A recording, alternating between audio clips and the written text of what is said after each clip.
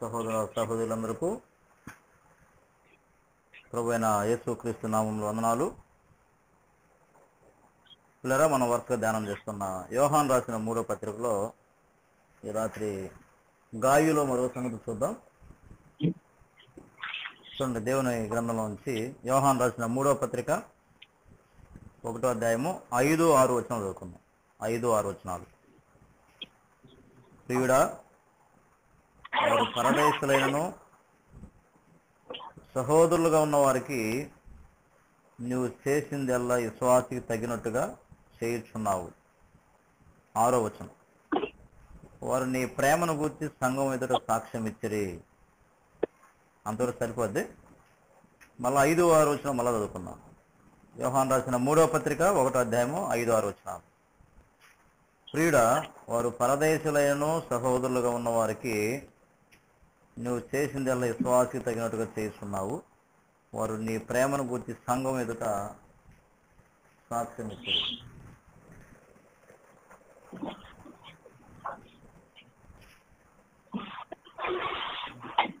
ఒక నిమిషం.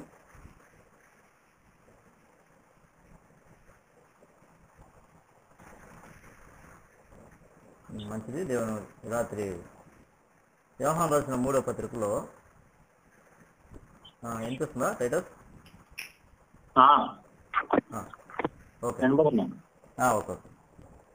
గతంలో మనం గాయు గురించి మనం ధ్యానం మొదలుపెట్టాం. ఇందులో 4 వ్యక్తులు ఉన్నారు. ఒకటి గాయు, 9వ వచనంలో డియోత్రెపే, 12వ వచనంలో డెమెత్రియు, 13, 14 వచనాల్లో ఈ పత్రిక రాసిన యోహాను. ఆయన పేరు లేదు కానీ నీకు రాయు నాకు ఇష్టం లేదు, నాకు ఇష్టము నా అనే పదాలు ఉన్నాయి కాబట్టి ఇది యోహాను. కాబట్టి 4 వ్యక్తులు ఉన్నాయి. అందులో గాయు గురించి మనం ధ్యానం చేస్తూ వస్తూ ఉన్నాం. గాయు గురించి 4 మాటలు మనం ధ్యానం చేస్తున్నాం. 1 నుంచి 2 వచనాలు గాయు వర్ధిల్లుట, 3, 4 వచనాలు మనం గాయు నడుచుట, ఇప్పుడు 5, 6 వచనాలు గాయు చేయుట అంటారు. చివరికి 7, 8 వచనాలు గాయు జతగా నుండుట. అందులో మనం ఇప్పుడు 3వ మాట మనం వచ్చాం. గాయు వర్ధిల్లుట అంటే వెల్ ఇన్ స్పిరిట్. దేవుని గ్రంథంలో వర్ధిల్లిన వారు యేషోపు ఉన్నారు, సమూయేలు ఉన్నారు, దావీదు ఎలా వర్ధిల్లారో మనం చూసాం. ఆ భాగంలో కొన్ని సంగతులు మనం ధ్యానం చేశాం. 3, 4 వచనాల్లో గాయు నడుచుట అంటే వాక్ ఇన్ ట్రూత్, సత్యం కోసం ఆయన నడిచాడు. అయితే మనం సత్యం కోసం ఏం చేయాలని చెప్పాం? మనలో సత్య ప్రవక్తలు ఉండాలి. సత్యంలో ఉండగా మనం సత్యం కాపాడాలి. మన ద్వారా మన సత్యాన్ని సాక్షుల వల్ల సంగతులు మనం ధ్యానం చేస్తాం. సరే, రాత్రి 5, 6 వచనాలు డైరెక్ట్గా మనం వద్దాం. గాయు చేయుట అంటారు, అంటే విట్నెస్ ఆఫ్ చారిటీ అంటారు ఇంగ్లీష్లో. చేయుట చాలా చోట్ల చారిటబుల్ ట్రస్ట్ అని చూస్తాం, అంటే సహాయం చేసే సంస్థలు అంటారు వాటిని. అలాగే గాయు ఏం చేస్తున్నాడు? సహాయం చేస్తున్నాడు. ఎవరికి? అక్కడ ఉన్న చూడండి 5వ వచనం. ప్రియుడా అనే మన యోహాను ప్రారంభించాడు. వారు పరదేశులైనను సహోదరులుగా ఉన్న వారికి నువ్వు చేసిందల్లా విశ్వాసి తగినట్టుగా చేస్తున్నావు. అతను ఏం చేస్తున్నాడు? గాయు సహాయం చేస్తున్నాడు. చేయుచున్నావు అనే మాట మనకు చాలా ప్రాముఖ్యమైంది. గాయు చేయుట ఏం చేస్తున్నాడు? విశ్వాసి తగినట్టుగా చేస్తున్నాడు. విశ్వాసి తగినట్టుగా చేస్తున్నాడు. విశ్వాసి తగినట్టుగా చేయటం అనేది ఇది దేవుని పిల్లల యొక్క లక్షణం. లోకంలో ప్రజలందరూ అవిశ్వాసులు కాబట్టి వారి కార్యాలు అవిశ్వాసి తగినట్టుగా ఉంటాయి. మన విశ్వాసం కాబట్టి మన కార్యాలు ఎలా ఉండాలి? విశ్వాసి తగినట్టుగా మనం చేయాలి. గాయు విశ్వాసి, అందుకే సహోదరులు చేర్చుకొని వారికి చేసిందల్లా ఏం చేశాడు? వారికి చేసిందల్లా విశ్వాసి తగినట్టుగా చేశాడు. అందుకే అతని గురించి ఏం చేశారు? ఎవరైతే అది గాయు ద్వారా సహాయం పొందారో, ఎవరైతే గాయు ద్వారా మేలు పొందారో ఆ సహోదరులు ఏం చేశారంటే గాయు యొక్క ప్రేమను గురించి ఎక్కడ సాక్ష్యం ఇచ్చారు? 6వ వచనం. సంఘం ఎదుట సాక్ష్యం ఇచ్చిరి అని రాయబడాను. అలాగే గాయు చేశాడు, తర్వాత సాక్ష్యం పొందాడు. గాయు చేశాడు, సాక్ష్యం పొందాడు. కాబట్టి మనం భూలోకంలో సాక్ష్యం ఎప్పుడు వస్తుందంటే మనం చేసే పనులను బట్టి. విశ్వాసిగా మనం చనిపోయినప్పుడు సంపాదించుకున్నది సాక్ష్యమే. చాలామంది భక్తులు చనిపోయినప్పుడు కొన్ని వందల విశ్వాసులు ఆ దైవజనం దగ్గరికి వద్దకు, లేకపోతే ఆ పెద్ద యుద్ధకు చనిపోయిన సామాన్య విశ్వాసకు వద్ద వస్తారు. కారణం తన ప్రేమ, తన సాక్ష్యము, ఇవన్నీ ఉన్న విధానం బట్టి వారందరూ వస్తారు. కాబట్టి విశ్వాసి చనిపోయినప్పుడు తన సమాధి దగ్గరకు అనేకులను సంపాదించుకోవాలి. కాబట్టి ఇది ప్రాముఖ్యమైనది. రాత్రి గాయు చేయుట అనే మాట మనం జ్ఞాపకం పెట్టుకోండి. అతను ఏం చేశాడో మనం చూద్దాం. ఈ రాత్రి ఏం చేశాడు? విశ్వాసి అయినట్టుగా అర్థం చేశాడు. గాయు చేసిందల్లా విశ్వాసికి తగినట్టుగా చేశాడు. గాయు చేసిందల్లా విశ్వాసి తగినట్టుగా చేశాడు. అయితే రాత్రి పిల్లరా, విశ్వాసి తగినట్టుగా మనం ఏం చేయాలి? గాయు చేశాడు, సాక్ష్యం పొందాడు. కాబట్టి గాయుని ఆధారం చేసుకొని మనం కూడా మన జీవితాలకు అన్వయించుకుందాం. అలాగైతే గాయు విశ్వాసి తగినట్టుగా చేశాడు, మనం కూడా విశ్వాసి తగినట్టు మనం ఏం చేయాలి? సరే, ఒక మాట ఇక్కడే మనం యోహాను రాసిన 3వ పత్రిక 1వ అధ్యాయము 5వ వచనం మళ్ళా చదువుకుందాం. 3:5 యోహాను రాసిన మొదటి పత్రిక 5వ వచనం, రైట్గా 5వ వచనం. ప్రియుడా, వారు పరదేశులైనను సహోదరులుగా ఉన్నవారిని నువ్వు చేసిందల్లా విశ్వాసి తగినట్టుగా చేస్తున్నావు. సహోదరులుగా ఉన్న వారికి నువ్వు చేసిందల్లా విశ్వాసి తగినట్టుగా చేస్తున్నావు అని యోహాను గాయ గురించి రాస్తా ఉన్నాడు. అలాగైతే విశ్వాసి తగినట్టుగా మనం ఏం చేయాలంటే సత్క్రియలు చేయాలి. ఇక్కడ గాయు చేశాడు. ఏం చేశాడు? తాను సత్క్రియలు చేశాడు. సత్క్రియలు అంటే మంచి క్రియలు.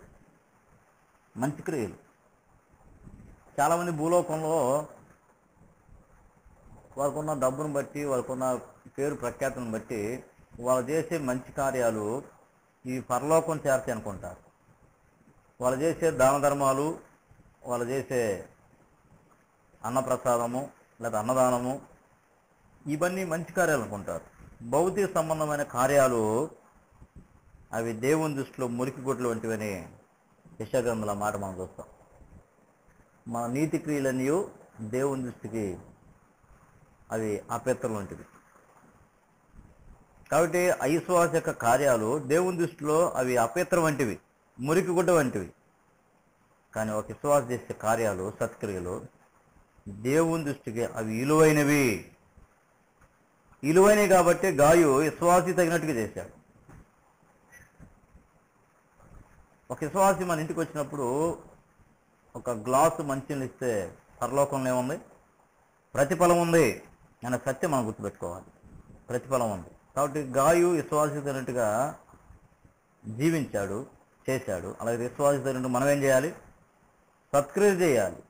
సత్క్రియలు చేయాలి. అసలు యేసు ప్రభు మనల్ని ఎందుకు రక్షించాడో ఒక మాట చూద్దాం. తీతు పత్రిక 3:8. అపోస్తలుడైన పౌలు తీతు రాసిన పత్రిక 3వ అధ్యాయము 8వ వచనం చదువుకున్నాం. 3వ అధ్యాయం 8వ వచనం. తీతు రాసిన పత్రిక 3వ అధ్యాయం 8వ వచనం. ఈ మాట నమ్మదైనది కనుక దేవుని యందు విశ్వాసం ఉంచిన వారు సత్క్రియలను శ్రద్ధగా చేయటి యందు మనసు ఉంచినట్లు నీవీ సంగతులను గురించి దృఢంగా చెప్పుచుండవలని కోరుచున్నాను. ఈ మాట నమ్మదైనది. ఏ మాట? దేవుని యందు విశ్వాసం ఉంచిన వారు ఏం చేయాలి? సత్క్రియలను శ్రద్ధగా చేయాలి. ఎందుకు సత్క్రియ చేయాలో ఇదే తీతు పత్రిక 2:14 చూడండి. 2:14 తీతు రాసిన పత్రిక 2వ అధ్యాయం 14 వచనం. ఆయన సమస్తమైన దుర్నీతి నుండి మనల్ని విమోచించి సత్క్రియలందు ఆసక్తి గల ప్రజలను, సత్క్రియలందు ఆసక్తి గల అనే మాట ఉంది. ప్రజలను తన కోసం పవిత్రపరచుకొని తన సొత్తుగా చేసుకొని, చూసారా? సత్క్రియల కోసం మన ఆసక్తి కలిగి ఉండాలని యేసుక్రీస్తు ప్రభు మనల్ని పవిత్రపరిచాడు. యేసుక్రీస్తు ప్రభు ఈ భూలోకంలో తెలియబడాలంటే ఎవరు దానికి రుజువు?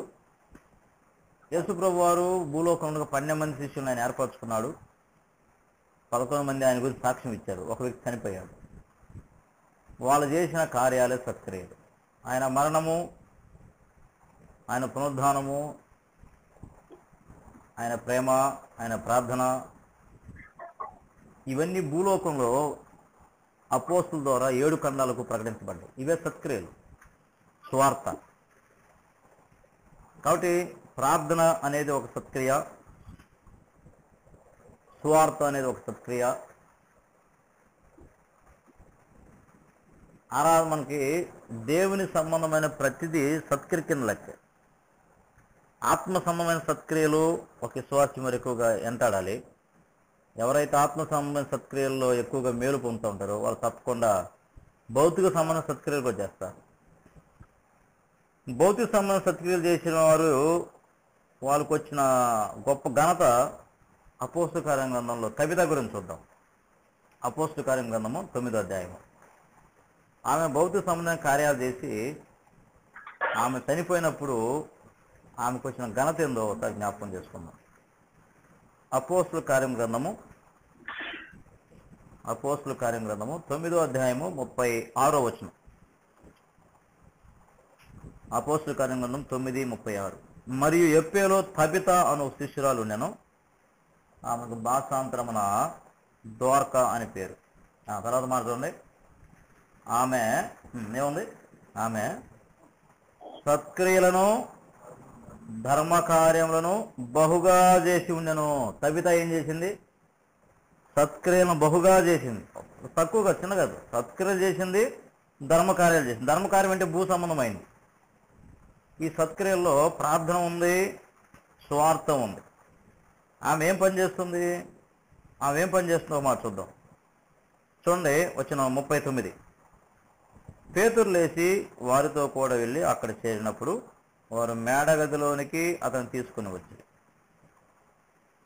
తర్వాత ఎదోరాండ్రందరూ వచ్చి ఏడ్చుచు దోర్క అంటే తబిత తమతో కూడా ఉన్నప్పుడు కుట్టిన అంగీలను వస్త్రములను చూపుచు అతని ఎదురు నిలిచి. అలా తబిత ఏం చేస్తుంది? టైలరింగ్ చేస్తుంది, అంటే మిషన్ కుడుతుంది, బట్టలు కుడుతుంది. ఆమె కుట్టిన అంగీలను వస్త్రాలు ఆ ఎదోరాండ్రందరూ వచ్చి చూసి ఏడ్చారు. అంటే ఎదోరాండ్రకు ఉచితంగా కుట్టింది. చూసారా? ఉచితంగా కుట్టింది. ఎదోరాండ్రందరూ వచ్చి ఏడ్చుచు. ఆమె చేసిన భౌతిక సంబంధమైన సత్క్రియలు ఎదోరాండ్రం వచ్చారు. ఆమె చనిపోయినప్పుడు ఎవరు వచ్చారు? వచ్చిన 41. తబిత చనిపోయినప్పుడు ఎవరెవరు వచ్చారు? ఆమె లేచినప్పుడు ఎలా ఉంది చూద్దాం. అతను ఆమెకు చెయ్యి ఇచ్చి లేవనెత్తి పరిశుద్ధులను ఎదోరాండ్రను పిలిచి ఆమెను సజీవురాలుగా వారికి అప్పగించాను. అలాగైతే అక్కడ ఎవరెవరు ఉన్నారు? ఆమె చనిపోయినప్పుడు పరిశుద్ధులు ఉన్నారు, ఎదోరాండ్రు ఉన్నారు. పరిశుద్ధులతో పాటు ఎదోరాండ్రు ఎందుకు వచ్చారు? ఆమె బహుశా ధర్మకార్యాలు సత్క్రియలు చేసింది. అందుకే కవిత చేసిన సత్క్రియలను బట్టి అనేక మంది ఆమె దగ్గరకు వచ్చారు. లేరా భూలోకంలో విశ్వాసిగా నీ కొరకు జీవిస్తే ప్రయోజనం లేదు. విశ్వాసిగా నీ కొరకు బ్రతికితే ప్రయోజనం లేదు. భూలోకంలో యేసుక్రీస్తు కొరకు మనం బ్రతకాలి. ఆయన కొరకు సత్క్రియలు చేయాలి, మంచి క్రియలు చేయాలి. ప్రార్థన, స్వార్థ, కరపత్రాలు పంచడం, ఇవి ఆత్మ సంబంధమైన దేవునికి ఇచ్చుట, చావులకు ఇచ్చుట, ఇవన్నీ ఆత్మ సంబంధమైన సత్క్రియలు. కానీ భౌతిక సంబంధ సత్క్రియలు కూడా అవిశ్వాసులు ఎదుట మనం చేసినప్పుడు వాడు యేసు ప్రభు వద్దకు వస్తారు. కవిత చేసినదే. ఆమె సత్క్రియలను ధర్మకార్యాలను బహుగా చేసి అనేకులను సంపాదించుకుంది. విశ్వాసి తగినట్టుగా మనం చేయాలి. మనం చేసింది ఏం చేయాలంటే, మనం చేసే సత్క్రియలు విశ్వాసి తగినట్టు చేయాలి. మనం చేసిందని చెప్పుకోకూడదు. లోకస్వార్తలు ఆ మాట ఉంది. మేము చేసిందేమో మేము చేసింది కూడా కొంచెం తక్కువ అన్నారు.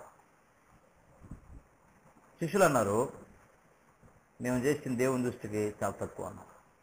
కాబట్టి మనం చేసిన సత్క్రియలు ఎవరో తెలియపోయినా పర్లేదు, ప్రభువుకు తెలుసు. ఆయన మనం చేసిన సత్క్రియలను బట్టి ఆయన ఆశీర్వదిస్తాడు. కాబట్టి సత్క్రియల వెనుక గొప్ప ఆశీర్వాదం ఉంది. సత్క్రియలు వెనుక గొప్ప మేలు ఉంది. సత్క్రియలు వెనుక గొప్ప ఆనందం ఉంది. కాబట్టి సత్క్రియలు చేసిన కవిత చనిపోయినా కానీ తర్వాత తిరిగి లేచి గొప్ప ఆనందము, గొప్ప మేలు పొందింది. ఈ రాత్రి పిల్లరా, వాక్యం వింటున్న ప్రేమ సహోదరా, సత్క్రియలు చేస్తున్నా మంచిదే, వాటిని మనం సాటింపు చేసుకోకూడదు. మనం చేసిన దాన్ని నేను ఎంత ఇచ్చాను, నేను ఎలా ఇచ్చాను, నేను ఎలా చేశాను, నేను అనే మాటలో అక్కడ సత్క్రియల దగ్గర ఆశీర్వాదం ఆగిపోతుంది. ప్రభు సమస్త ఎరిగిన వాడు, తగిన సమయంలో మనం చేసిన సత్క్రియలకు ఆయన ప్రతిఫలం ఇచ్చేవాడు. నా యొద్ద జీతం ఉంది అన్నాడు. మనం చేసిన సత్క్రియలకు భూలోకంలో పేరు ప్రఖ్యాతులు రాకపోవచ్చు, కానీ పరలోకంలో ప్రభు ఎదుట గొప్ప మెప్పు, గొప్ప బహుమానము, గొప్ప కిరీటాలు ఉన్నాయి. కాబట్టి ప్రభు ఎదుట నిలబడి మనం పొందిన సత్క్రియల ద్వారా మనం మేలు పొందాం. కాబట్టి విశ్వాసుగా మనం విశ్వాసి తగినట్టుగా మనం సత్క్రియలు చేయాలి, అప్పుడే మేలు ఉంది. మంచిది. రెండో మాట కొద్దాం చూడండి. యోహాను రాసిన 3వ పత్రిక 1వ అధ్యాయము 6వ వచనం. రెండో మాట చూద్దాం. యోహాను రాసిన 3వ పత్రిక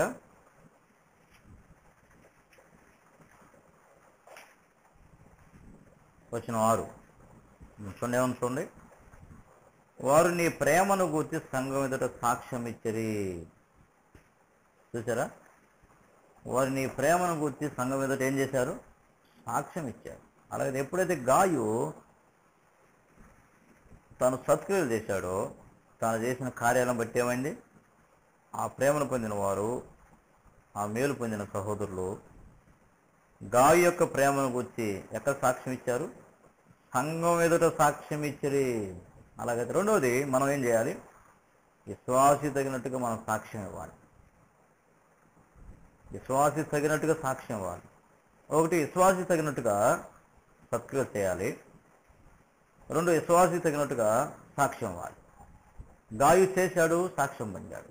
నేడు నువ్వు అయినా నేనైనా మనం చేసే కార్యాలు చేస్తే మనకు గొప్ప సాక్ష్యం వస్తుంది. గాయు యొక్క సాక్ష్యం ఎలాంటిది? వచ్చిన 3 చూడండి. అక్కడే 1:3. నువ్వు సత్యమును అనుసరించి నడుస్తున్నావు కనుక సహోదరులు వచ్చి నీ సత్య ప్రవక్తను గూర్చి సాక్ష్యము. గాయు ప్రేమ గురించి సాక్ష్యం ఇచ్చారు, తన యొక్క సత్య ప్రవక్తను గూర్చి కూడా సాక్ష్యం ఇచ్చారు. చూసారా? కాబట్టి సంఘము ద్వారా సాక్ష్యం పొందటం అనేది నేడు మన భక్తి జీవితాలకు చాలా క్షేమము. విశ్వాసితైనట్టుగా సాక్ష్యం వాళ్ళు. తెస్సలోనిక పత్రికలో పౌలు ఒక మాస్టర్ రాస్తున్నారు చూడండి. తెస్సలోనిక రాసిన మొదటి పత్రిక 2వ అధ్యాయము 11-12 వచనాలు. తెస్సలోనిక రాసిన మొదటి పత్రిక 2వ అధ్యాయము 11-12 వచనాలు చదువుకుందాం. తన రాజ్యమునకు మహిమకును మిమ్మల్ని పిలుస్తున్న దేవునికి తగినట్టుగా, ఎవరు తగినట్టుగా? దేవునికి తగినట్టుగా మీరు నడుచుకునవాలని మేము మీలో ప్రతివాన్ని హెచ్చరించుచు, ధైర్యపరచుచు, సాక్ష్యం ఇచ్చుచు, తండ్రి తన బిడ్డలను నడుచుకుని రీతిగా, బిడ్డల ఏడాలు నడుచుకుని రీతిగా మీలో ప్రతివాని ఏళ్ళ మేము నడుచుకుంటామని మీకు తెలియను. పౌలు తన సొంత సాక్ష్యాన్ని ఇక్కడ చెప్తున్నాడు. దేవుని తగినట్టుగా మీరు నడుచుకోవాలి. మేము కూడా నడిచాము, మా నడకను మీరు చూశారు అన్నారు. మేము ఎలా నడిచామో మీరు చూసామన్నారు. అందుకే పౌలు ఇంకా 3వ వచనం చూడండి. 2:3. తెస్సలోనిక రాసిన మొదటి పత్రిక 2:3. ఎలాగనగా మా బోధ కపటమైనది కాదు, అపవిత్రమైనది కాదు, మోసయుక్తమైనది కాదు అన్నాడు. 4వ వచనం. సువార్తను మాకు అప్పగించుటకు యోగ్యులమైన దేవుని వలన ఎంచబడిన వారమై మనుషులను సంతోషపెట్టేవారం కాక మన హృదయమును పరీక్షించి దేవుణ్ణే సంతోషపెట్టేవారమై బోధించున్నాం. చూసారా? పౌలు సాక్ష్యం ఇచ్చాడు. మేము ఎలా ఉన్నామో మా సాక్ష్యం ఏందో మీరు చూశారన్నారు. అలాగైతే పౌలు సాక్ష్యాన్ని తెస్సలోనిక రాసిన సంఘం చూసింది. తెస్సలోనికలో ఉన్న సంఘము పౌలు సాక్ష్యాన్ని చూసింది. ఆ సాక్ష్యాన్ని చూసిన తెస్సలోని పరిశుద్ధులు పౌలు వారికి దేవుని తగినట్టుగా మీరు నడుచుకోవాలంటా ఉన్నారు. అలాగైతే మనం సాక్ష్యం ఇవ్వటం అనేది విశ్వాస తగినట్టుగా ఉండాలి. పౌలు తన సాక్ష్యాన్ని విశ్వాస తగినట్టుగా చూపించాడు. లేదా మన సాక్ష్యము విశ్వాసి తగినట్టుగా ఉండాలి. విశ్వాసి తగినట్టుగా ఉండాలి. ఎప్పుడు మన విశ్వాసి తగినట్టుగా ఉంటామంటే కొలస్సీ పత్రిక 3వ అధ్యాయం 12వ వచనం చూడండి. మనలో విశ్వాసి తగినట్టుగా సాక్ష్యం రావాలంటే మనలో కొన్ని గుణగుణాలు ఉండాలి. చూడండి, కొలస్సీలు రాసిన పత్రిక 3వ అధ్యాయం 12వ వచనం. కాగా దేవుని చేత ఏర్పరచబడిన వారును పరిశుద్ధులను ప్రియులైన వారికి తగినట్లు, ఎవరు తగినట్లు? విశ్వాసికి తగినట్లు. ఆ మాట దేవుని చేత ఏర్పరచబడ్డం మంచిదే, పరిశుద్ధులయ్యడం మంచిదే. అయితే విశ్వాసికి తగినట్లు ఉండాలంటే ఏం చేయాలి? మీరు అంటే నమ్మిన మనందరము, నేను నువ్వు జాలిగల మనసును, దయాలత్వమును, వినయమును, సాత్వికమును, దీర్ఘశాంతమును ధరించుకొనుడి. కాబట్టి ఇవి ప్రాముఖ్యమైనవి. విశ్వాసికి తగినట్టుగా మనలో సాక్ష్యం రావాలంటే మనలో జాలిగల మనసు ఉండాలి, దయాలత్వం ఉండాలి, వినయం ఉండాలి, సాత్వికం ఉండాలి, దీర్ఘశాంతం ఉండాలి. ఇవి ధరించుకున్నప్పుడు ఇవి ఎవరిలో ఉన్నాయి? ఇవి ప్రభు అయిన యేసుక్రీస్తులో ఉన్నాయి. ఆయన చూపించాడు ఈ ప్రపంచానికి, ఆయన చేసి చూపించాడు. అందుకే మనం కూడా మన సాక్ష్యము ప్రజ్వలింపజేయాలంటే తప్పకుండా మనం ఏం చేయాలి? ఆ సాక్ష్యాన్ని మనం భూలోకంలో ప్రదర్శించాలంటే విశ్వాసితైనట్టుగా వీటిని మనం ధరించుకోవాలి. ఇక్కడ మంచిది, గాయు తన చేసి సంఘం ద్వారా సాక్షి పొందాడు. నేడు మనం కూడా బహు సత్క్రియలు చేసి సంఘం ఎదురు సాక్ష్యం పొందాలి. సంఘం ఎదురు మనం ఎప్పుడైతే సాక్ష్యం పొందామో ఈ సాక్ష్యం ద్వారా మహిమ ఎవరికి వస్తుంది? ప్రభు అయిన క్రీస్తుకు వస్తుంది. సంఘం ఎదుట ఒక వ్యక్తి, ఒక విశ్వాసి ఎప్పుడైతే సాక్ష్యం పొందుతాడో ఆ సాక్ష్యం నేరుగా యేసుక్రీస్తు ప్రభుకు మహిమ వస్తుంది. కాబట్టి ప్రతి సత్క్రియ ద్వారా, ప్రతి సాక్ష్యం ద్వారా మహిమ ఎవరికి రావాలంటే ప్రభు అయిన యేసుక్రీస్తుకు రావాలి. ఆయనకు రావాలి. సమస్తము ఆయనకి ఎప్పుడైతే మహిమ వస్తుందో అప్పుడు సంఘం యొక్క అభివృద్ధి మరి ఎక్కువగా ఉంటుంది. కాబట్టి గాయు చేశాడు, సాక్ష్యం పొందాడు. 3వ మాట చూద్దాం. చూడండి, తిమోతి రాసిన మొదటి పత్రిక చివరిగా 3వ మాట చూసి దేవుని వాక్యం రాత్రి ముగించుకున్నాం. తిమోతి రాసిన మొదటి పత్రిక 2వ అధ్యాయం 10వ వచనం. తిమోతి రాసిన మొదటి పత్రిక 2వ అధ్యాయం వచనం 10.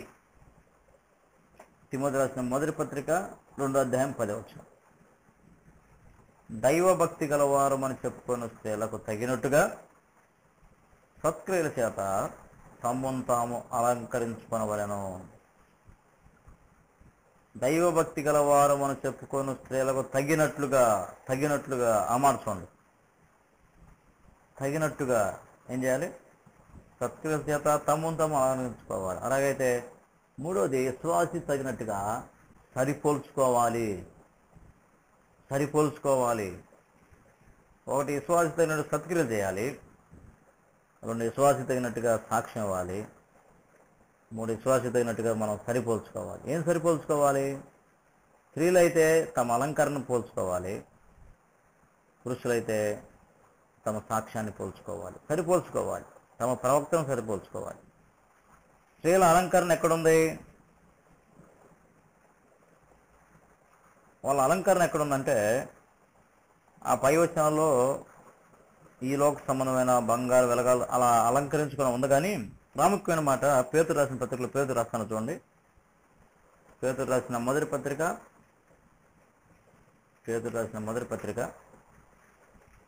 3వ అధ్యాయము. పేతురు రాసిన మొదటి పత్రిక 3వ అధ్యాయము 4వ వచనం. సాధువైనట్టు మృదువైనట్టు నేను గుణమును అక్షయ అలంకారం గల మీ హృదయపు అంతరంగ స్వభావము మీకు అలంకారంగా ఉండవు. అలాగైతే ఇక్కడ సరిపోల్చుకోవాల్సిందంటే గుణాన్ని సరిపోల్చుకోవాలి. గుణమును అక్షయ అలంకారం గల మీ హృదయపు అంతరంగ స్వభావము మీకు అలంకారం. ఇది దేవుని దృష్టికి మిగులు విలువ గలంది. దేవుని దృష్టికి విలువైంది ఏంటంటే, సరిపోయింది ఏంటంటే గుణము. అలాగైతే స్త్రీలకు ఉండాల్సింది ప్రాముఖ్యమైనది గుణం ఉండాలి, మంచి గుణం ఉండాలి. సామెత గ్రంథం 31 అధ్యాయం, సామెత గ్రంథం 31 అధ్యాయంలో గుణవతి అనే స్త్రీ గురించి 1-2 మాటలు చూద్దాం. సామెత గ్రంథం 31 అధ్యాయం ఎలా ఉంటుంది గుణవతి అనే స్త్రీ? ముందు 10వ వచనం చూడండి, వచనం 10. గుణవతి అనే స్త్రీ గురించి చూద్దాం, వచనం 10. గుణవతివైన భార్య దొరుకుట అరుదు, అతిథి ముత్యముల కంటే అమూల్యమైంది. ఇప్పుడు ఎలా ఉంటుందమ్మా? వచనం 12. ఆమె తాను బ్రతుకు దినములన్నీ అతనికి మేలు చేయను. ఎవరికి? తన భర్తకు మేలు చేస్తుంది, కీడు చేయదు. ఇంకా అలా అక్కడ చదువుకుంటూ పోండి. ఆమె గురించి 30 వచ్చిన వరకు రాయబడి ఉంది. ఆమె పని చేయకుండా భోజనం చేయదు, జ్ఞానం కలిగి తన నోరు తెరుస్తుంది, బలము ఘనత ఆమెకు వస్త్రాలు. చూసారా? ఇలా చెప్పుకుని పోతే ఆమె పెందలకం లేస్తుంది, ఆమె చేతులతో పనిచేస్తుంది బలంతో అని, ఇలా మీరు అని చూడండి. చాలా చక్కని మాటలు రాయబడి. కాబట్టి గుణవైద్యమైన భార్య దొరుకుట అరుదు. ఇది గుణం అనే అలంకారము మనం సరిపోల్చుకోవాలి. రెండవది పేతురు రాసిన మొదటి పత్రిక, పేతురు రాసిన మొదటి పత్రిక 3వ అధ్యాయము 5వ వచనం, వచనం 5. అటువలే పూర్వము దేవుని ఆశ్రయించిన పరిశుద్ధ స్త్రీలను తమ స్వపురుషులకు లోబడి ఉండు చేత తమ అలంకరించుకుని. రెండవది లోబట్ట. ఒకటి గుణం అనేది స్త్రీలకు ఉండాలి, రెండవది లోబట్టు అనేది స్త్రీలకు ఉండాలి. తమ స్వపురుషులకు లోబడాలి. ఈ రెండు సరిపోల్చుకోవాలి. విశ్వాసి తగినట్టుగా ఈ రెండు ఎప్పుడైతే సరిపోల్చుకుంటారో తప్పకుండా ఏముంటుంది? అక్కడ 6వ వచనం చివరి భాగం చూడండి. మీరును యోగ్యంగా నడుచుకొనుచు, అంటే నడుచుకుంటూ మేలు చేయొచ్చు, ఏ భయములకు బెదరకొని ఎలా. ఆమెకు అంటే ఎవరు? శారాకు అబ్రహాం ఏమని పిలిచింది? యజమానుడు అని పిలిచింది. అబ్రహాం భార్య అబ్రహాము శారా అబ్రహామునకు యజమాని పిలిచి అతను లోబడి ఉండను. ఆమె లోబడి ఉండి యజమాని పిలిచింది. కాబట్టి గుణము లోబట్ట అనేది మనం సరిపోల్చుకోవాలి స్త్రీలుగా. ఈ వాక్యం అన్న ప్రేమ సహోదరి తమ సొంత స్వపురుషులకు లోబడి ఉండాలి. ఈ దేవుని దృష్టికి విలువ కలిగింది. ఇది అక్షయ అలంకారం. జడలు అల్లుకుంటా, బంగారు నగలు పెట్టుకుంటా, ఇవి వస్త్రాలు ధరించుకోవడం ఇది ఎలుపుట అలంకారం. అది మన ఇష్టము. కానీ అంతరంగ స్వభావంలో ఉండవలసిన సరిపోల్చుకోవటం అనేది దేవునికి మిగులు విలువ కలం. కాబట్టి రాత్రి విశ్వాస తగినట్టుగా మనం సరిపోల్చుకోవాలి, మన గుణాన్ని సరిపోల్చుకోవాలి, మన స్వపురుషు లోబట్టు విధానం అనేది మనం సరిపోల్చుకోవాలి. కాబట్టి దేవుని వాక్యానికి మన దగ్గరగా సరిపోల్చుకోవాలి. అప్పుడే గొప్ప మేలు ఉంటుంది. కాబట్టి గాయు చేశాడు, సాక్ష్యం పొందాడు. ఆ సాక్ష్యం పొందిన తన సాక్షి జీవితాన్ని అనేకులు సరిపోల్చాడు. కాబట్టి రాత్రి గాయు సాక్ష్యంతో మనం సరిపోల్చుకొని మన జీవితం ప్రభు కొరకు ముందుకు కొనసాగుతాం. కాబట్టి గాయు చేయుట అనే మాటలో 3 మాటలు చూస్తాం. మళ్ళీ ఆ 3 మాటలు చెప్పి రాత్రి దేవుని వాక్యాన్ని ముగిస్తాను. గాయు చేశాడు, విట్నెస్ ఆఫ్ చారిటీ అంటాడు. ఏం చేశాడు అతను విశ్వాస తగినట్టుగా చేశాడు. అలాగే మనం కూడా విశ్వాస తగినట్టుగా ఏం చేయాలి? సబ్స్క్రైబ్ చేయాలి. రెండోది విశ్వాస తగినట్టుగా సాక్ష్యం ఇవ్వాలి. 3 విశ్వాస తగినట్టుగా సరిపోల్చుకోవాలి. మరి ఇటు మాటలు ప్రభు తన ఆత్మ ద్వారా మనకు దీవించి ముందుకు నడిపించి ఆచరించిన ప్రభు ఈ తలంపు మన కొరకే దీవించి ఆచరించాలి.